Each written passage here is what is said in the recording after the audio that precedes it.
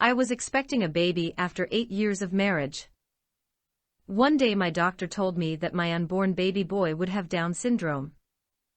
My name is Linza, and I am from London. It has been a long time since my marriage, nearly 8 years. We didn't have any babies.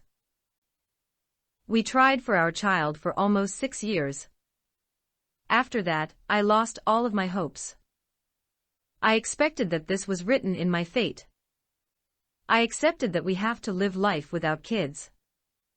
All of a sudden, after 8 years when I had no hope, I got the news that I was pregnant. First, I couldn't believe it. I told my doctor to check again.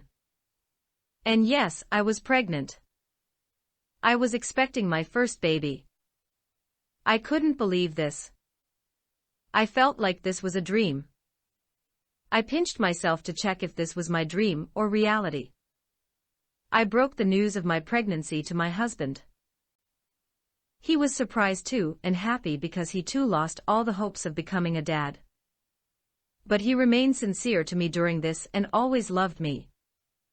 He never thought about getting married again to get a child. All was going very well. We were waiting for our dream, our kid. Then my doctor told me that my unborn baby has Down syndrome. At that moment, I felt like my dream was breaking. We knew that raising a kid with Down syndrome is very difficult, but we didn't choose abortion. How can I kill my baby with my hands? How can I break my dreams myself? I was the mother of that baby. I thought he also deserved to live. My kid was dearest to me. Many couples take the decision of abortion in this condition, but this was unfair for that little baby. My husband was with me in my decision because he loves me and our child, so we chose to go on with the pregnancy. But we had hope that maybe our child would become normal after birth. But my baby had Down syndrome after his birth. My doctor told me that Down syndrome is a condition in which a baby has an extra chromosome. My baby has 47 chromosomes. 40% of babies having Down syndrome are born with heart disease. When my baby was growing, we realized that his muscle grip was weaker than normal babies. He couldn't pick things up using his full force.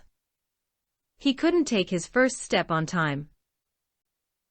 He had lower muscle tone and took much more time in development than the average child. He had smaller ears and swallow almond-shaped eyes. But he was a little treasure for us. He couldn't walk properly by straightening his ankle. At first, he fell down when he tried to walk, but as time passed, we were seeing progress in him. When Leo was 3 years old, he started going to school. The teachers sometimes couldn't understand what he was saying. They faced difficulty in communication with my kid, and Leo was not good in his studies. But the good thing was, they were giving more concentration to Leo and supported him in building a lovely relationship with other children. He was also not picking things up like other kids in studies, but I was happy that my kid is showing mental growth. He started making friends, and that was good for his growth. I always try to play with Leo whether I am busy or not. I play games with him and read storybooks with him. We often go to the parks or Leo's favorite places. I prefer my kid over my work. Now Leo is 4 years old. I am giving my full attention to him. I am following the instructions of his doctor. I know he can't completely recover like normal children, but the doctor told me that his early treatment programs can improve his skills. They may include speech, physical, occupational, and/or educational therapy. I always think, what if I aborted my child that day? How can I feel so much happiness in my life? For me, Leo is my life. For myself, it is not a big deal that he is not like other kids. Thanks for watching. I hope you enjoyed this story. For more stories like this, please subscribe and turn on notification.